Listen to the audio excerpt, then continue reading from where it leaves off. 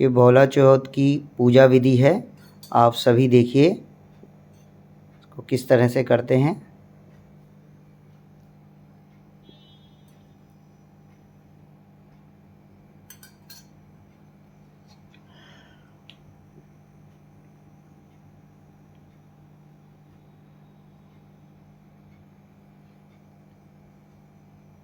इसमें आप क्या क्या करती हैं? इसमें हम बाघ और गाय की पूजा करते हैं। इसमें बाघ और गाय की पूजा होती है। इसकी कथा भी अभी आपको श्रवण कराएंगे, थोड़ा भी। और ये क्या चीज़ है? ये गौ माता है, इनकी छह बछड़ी है और एक बछड़ा है।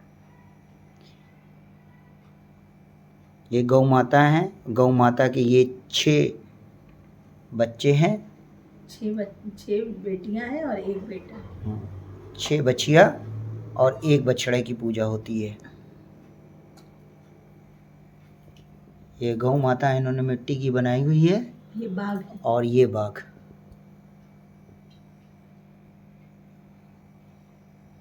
ये संतान के लिए रही जाती है।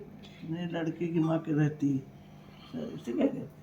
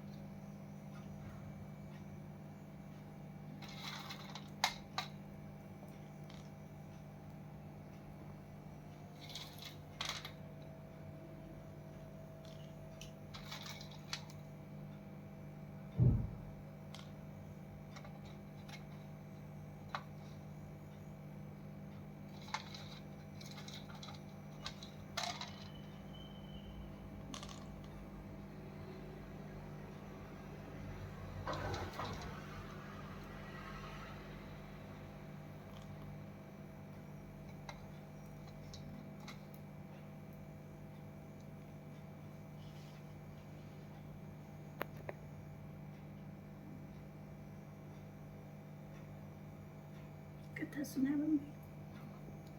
अब इसकी कथा की है। भोग लग चुका है।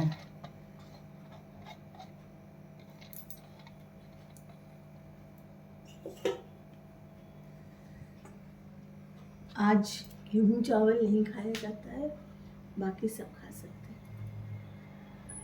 बेसन, मूंग सब। आज इस व्रत में गेहूं चावल खाने को वर्जित है। बाकी आप सभी कुछ माताएं बहनें खा सकती हैं। गेहूं और चावल, धान वर्जित है इस व्रत में। ये पूड़ियाँ किसकी बनी हुई हैं? बेसन की। ये बेसन की पूड़ियाँ आप देख रहे हैं। ये सारे 1 बछड़े और 6 बछिया को चढ़ाई गई हैं। शेर को चढ़ाया गया है।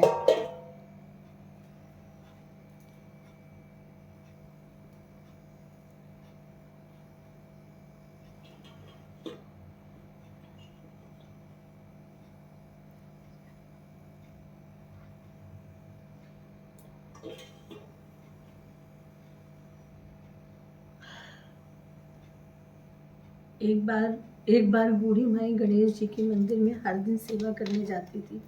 खूब सेवा करती थी। अंधी थी बेचारी, उनको कुछ नहीं दिखता था। मंदिर को धोती थी, पोंछती थी, गणेश जी को भोग अर्पण करती थी। उनका नित्य यही कार्य था कि गणेश मंदिर जाके उनको करना। एक दिन गणेश जी प्रसन्न हुए और प्रकट हुए और बोले, बूढ़ी माई तू मेरे मंदिर नित्य आती है, वर मांग ले। तो बूढ़ी माई बोली, ठीक है गणेश जी, महाराज जी मैं कल आऊँगी जब मंदिर तो अपने पति और बच्चों से सलाह करके आऊँगी कि क्या वर मांगूँ।